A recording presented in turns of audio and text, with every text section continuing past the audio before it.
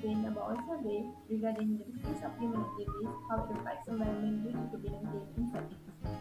So the first section it will be about the respondents' awareness about the COVID-19. In the second section, we will also be talking about the water quality, how it has been improving over the time.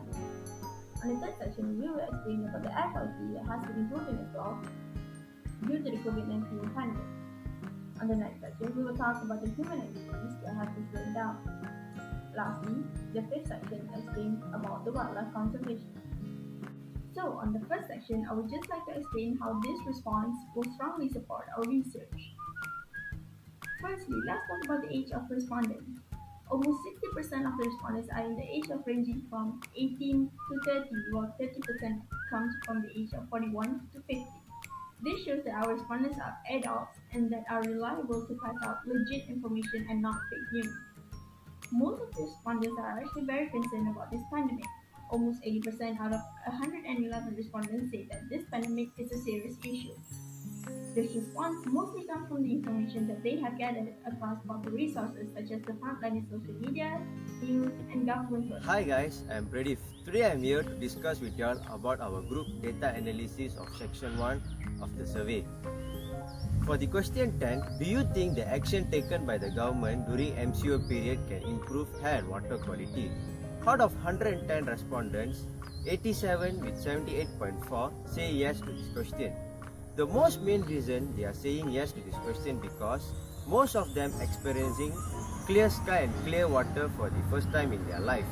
We know that during this closure period, most of the industry sectors such as construction, manufacture and automotive has been closed during this period. Due to this closure of these factories, the emission waste from these factories have been reduced to a large extent. For an example, the reduction of combustion process in industries also helps to reduce the emission of carbon monoxide, which helps to improve the air quality.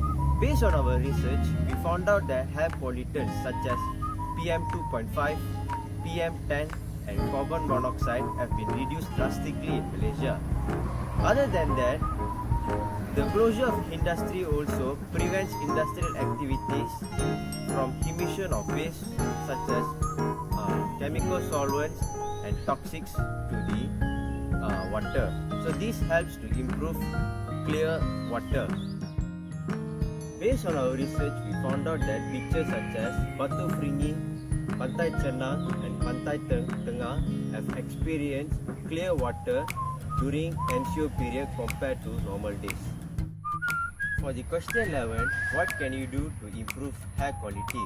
Out of the 4 options, 51 responded ensuring industries use clean technology. We know that clean technology are also known as green technology, which emits less harmful substances to the air. Hey, I'm Louis and I'll continue explain about the section 1, which is the question 12 in our survey. Question 12 asks the respondent about what can we do to improve the water quality. 1/4 of the respondents, which is 25.2%, choose to educate the public about the importance of water so that the community has high awareness and care about the quality of water. Again, there is another 25.2% also of the respondents choose to obey all applicable legislation and regulations, especially the disposal of wastewater from the factories. The disposal of wastewater must follow the standard of wastewater management that was set by the government so that the wastewater will cause less harm to the aquatic environment. However, there are 50 respondents suggest to operate in environmentally responsible manner, such as keep the trash out of the waterways and do not waste water. And the rest of the 5 respondents from the total of 111 respondents give other suggestions, which are to stern and maximize legal action to those who fail to abide by the laws, especially in the field of agriculture and manufacturing. In short, all of us must do our best to avoid the pollution to the water. Please be responsible as we are also a part of the planet. Hi, Assalamualaikum. This is Amira. In Malaysia, 86 deaths has been reported by the Ministry of Health as of 17 April 2020. This pandemic has influenced more than 2,164,111 individuals and killed more than 146,198 individuals throughout the world. Due to loss of lives, this pandemic has caused unmistakable loss to the society.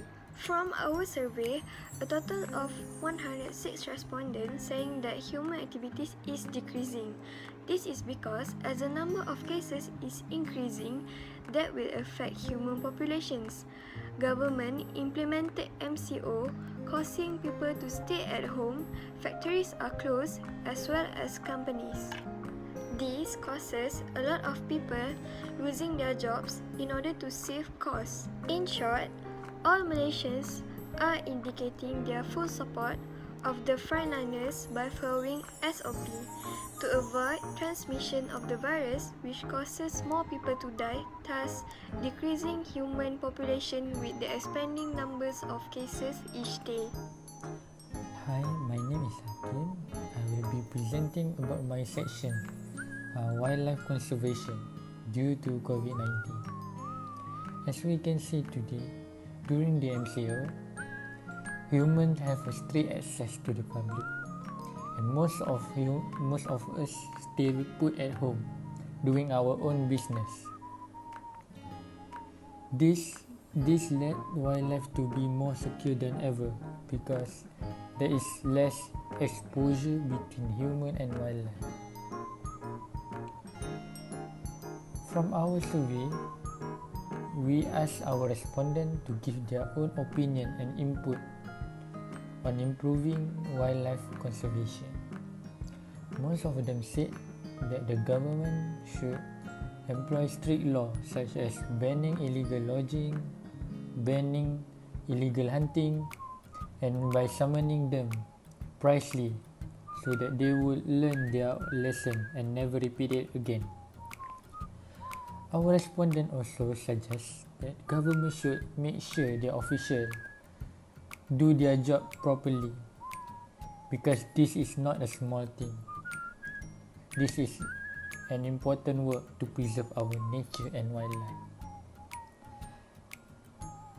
In conclusion, we as a human being have to play a major role in protecting wildlife so that the next generation will have a chance of seeing them again in the future. And that is all from me.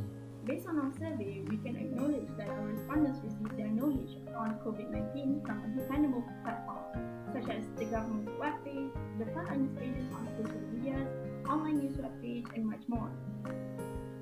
In conclusion, we would like to decide that our hypotheses are supported to the fullest by the help of our research and respondents' knowledge. If COVID-19 did not exist, human activities will not be forced to stop, continuing as usual.